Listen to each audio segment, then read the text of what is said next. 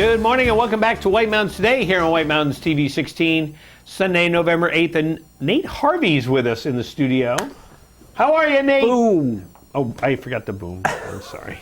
I'm just not as young and hip as you, Nate. Actually, that is so old. If I did that on the street, I'd probably, get sucker punched. Yeah. That's right. So, how you been? Great. Yeah, we're getting ready for our biggest fundraiser at the Eastern Slope Ski Club.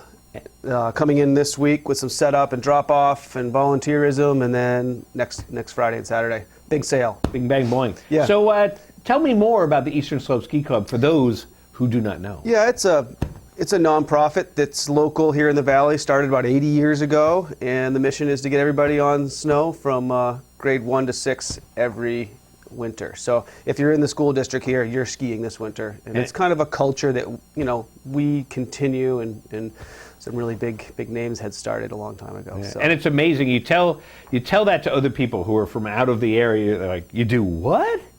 Every week? And it's like, yeah. And the thing is, the kids learn to ski and they appreciate skiing, and it's becomes very a lifetime it's sport. very important for for the school districts. I think they've bought into it and they really believe in it, and it's important for this town. So Absolutely. And we've put out some a lot of enthusiasts and some world-class Olympians out of the programs. We do snowboard and alpine and Nordic skiing, so every kid has an opportunity to go skiing. Which is great, which is the whole thing, the whole variety there. So. Yeah, really cool thing. People sometimes, you think what you need to go skiing. You just ask me, what do I need for a package? Skis, boots, poles, bindings. But you also need socks, a good pair of socks. So we've actually got socks in our rental program now. I saw that. I Yeah. saw the newsletter, and I saw about the socks. That's it's awesome. Really important to think about, dressing from the inside out. If your feet aren't happy, you're not going to like skiing that much. So Right, because how many times you see the kids and they just have their Batman socks or whatever they are, and they're not the appropriate socks for skiing. Yep. And I totally can agree with that. I little saw tangent that. there. Sorry. Yeah, no, I think that's great. But that's the whole thing. That's getting into that culture of planning to go out and go skiing. So if I want to go out and go skiing, where can I get some equipment, Nate? Well, first of all, what if you have some old equipment that you wanted to get rid of? I do. I have some in my garage. Not expired, not antique, not the wooden skis off the old chalet. Like we have here on the side of the pole. Leave here. those there. Okay. But I'd say if it's 10 years or younger, the gear you want to get rid of, you can bring it on Wednesday or Thursday night to the community center just over here. And that's from 6 to 8. You can drop off your gear. If you were wise, insider tip right here, Rob, you would buy your tickets ahead of time, especially if you had more than 4 items or something, so that you could do a little handiwork here on your own, get all that busy work done. Those tickets can be purchased for $1 a piece at Bob and Terry's. They're open right now. You can scoot over there and go get those. And that way you can just walk in on Wednesday night and just hand your stuff over. If you need help appraising. I was just going to say, because I don't have a clue, Nate. I have no clue. How much is this? My skis are worth $10,000. Yeah, well, you might have paid that, but they're not worth that. Or if you have a helmet, you're just like, oh, how much is this helmet's going to sell for? And the people that are volunteering at those drop-offs from 6 to 8 on Wednesday and Thursday, they will help you figure out a price. I would keep in the back of your head, it's an opportunity for people to buy inexpensive stuff. Yes, you may have paid $800 for your skis and used them for 2 years, but we want them to move. You want them to move. We kind of want someone to take these skis over. So right. They're not doing any good sitting in my garage. If you bought them for $800, they're not going to sell for $600 in the sale. So just keep that in mind. Right. And the nice thing is, too, and I did this a couple of years ago, I brought some stuff down, and it was kind of one of those things that they said, well, these skis will probably sell for this. And I'm kind of like, well, and I asked the question, I said, well, what if we put them at this? He said, well, they probably won't sell. So then I got to pick them up, and I'm at $1 and I'm not making any money. So that was the great thing, is having the people, and it was nice too, because there were a couple of people going, oh yeah, and so everybody was in consensus of what the value was, and that was a nice thing. So you do that on Wednesday and Thursday. You drop off your skis, and then you go and you pick up your cash on Sunday. Sunday, 10 to 12. 10 to 12. If you don't show up on Sunday, if you're not in town, you've got to have someone go and get your stuff for you with your little receipt that you get. Proxy. Yes. If you don't show up, it's kind of considered you're giving the money back to ESSC, and maybe that's all you wanted to do in the first place, is not go to the dump. Right. Or if you don't come get your gear that doesn't sell, it's going to the club. Yeah. So because we're borrowing this space from the community center, and they don't have room to store No, absolutely not. 35 pair of boots. But what if I want to buy some equipment there, Nate? You should be in line Friday afternoon. We open the doors at 3, so sometimes the line will form at 1. Yeah. It's not, we're not going to let, everybody will get in, but first dibs are kind of important. You see the line outside of Macy's. They want their hands on the new Well, one. the other nice thing, too, is that you don't let 600 people in there. So it's not crazy. You're, Right. You're Yeah, keeping we have a the certain numbers. number of volunteers and a certain amount of space, so we want everybody to be able to get help when they're in there, which is really an important piece to talk about, is volunteering for this. Yeah. And you don't have to know what the latest and greatest skis cost to be a volunteer. There's many, obviously, different positions that we have to fill in this sale. So you could go onto the website and get an email off of that on how to volunteer. Just show up at one of those shifts and we'll stick a name tag on you and have you help out.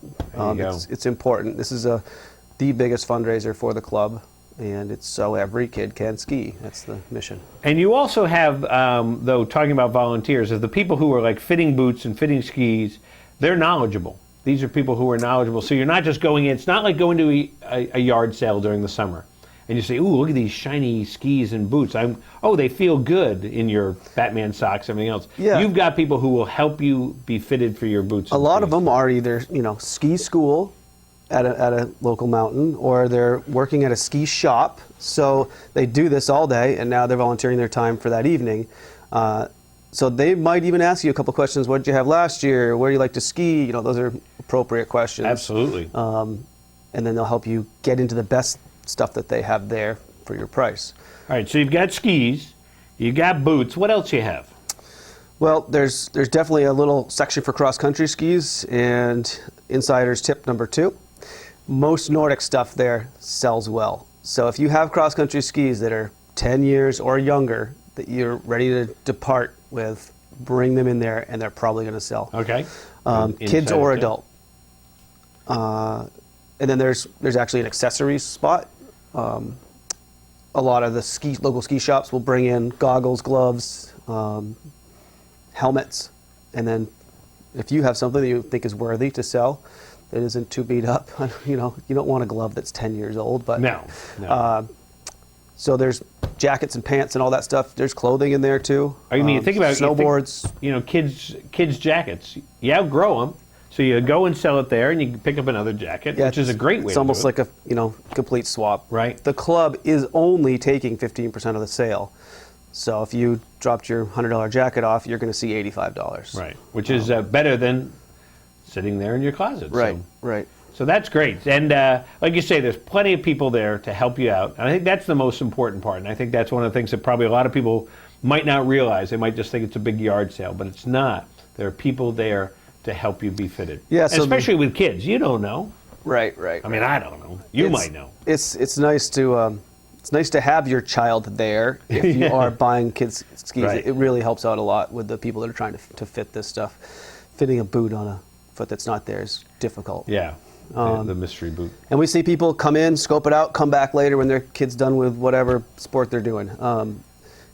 It also goes into Saturday. Yep. So it's Friday afternoon, 3 to 8 or so, and then Saturday morning, 9 to 1. 1-ish. 2, I think it said. Yep, Yeah, 9 to 2. Yep.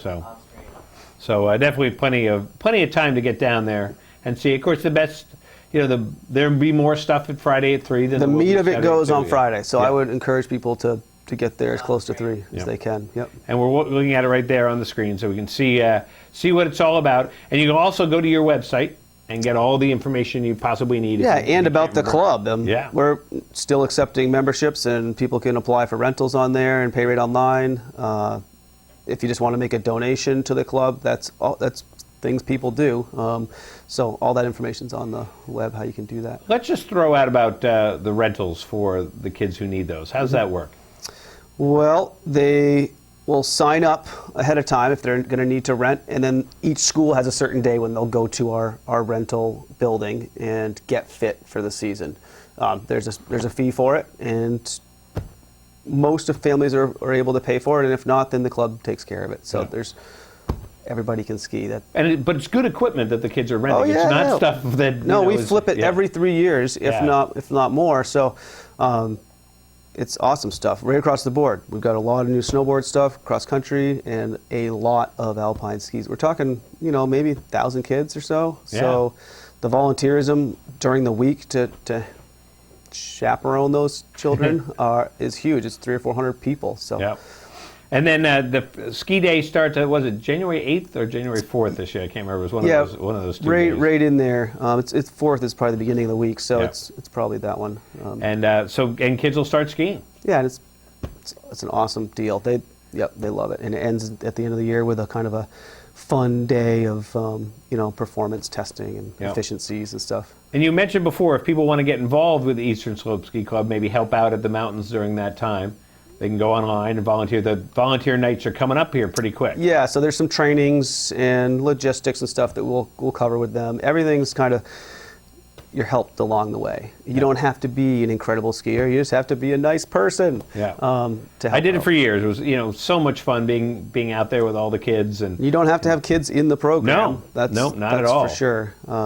Just have to have a day of the week that you can go ski. In fact, sometimes it's easier if you don't have a kid. Or I just remember the one time going with my son and going, "Come on, let's go," and he didn't want any. And this nice gentleman came up and said, "Well, don't you have to go help with hot chocolate? And I could take your son up." Yeah. And by the end of the day, he's riding the lift. I'm like, "Okay," and I made hot chocolate.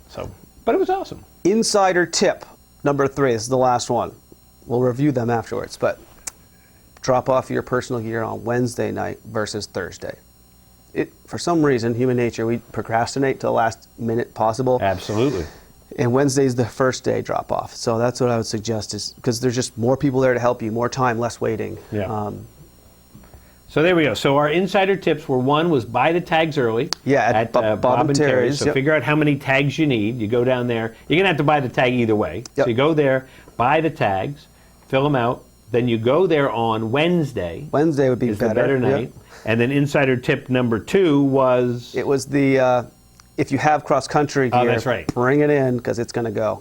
That's great. And this is the only opportunity for cross-country gear along with the downhill gear, correct? Yes. For the Eastern Slope Ski Yep. Club. Yeah. Yep. All right. Well, Yep. that's great. Well, Nate, thank you so much for coming down, as always, and filling us in. So if you have any questions, go to the Eastern Slope Ski Club website, get all that information, and start dropping off your stuff on Wednesday. Right on. Yeah, it's getting colder this week, so it'll get people thinking for sure. Absolutely. Thanks, And Rob. we'll be back here in a minute on White Mountains Today.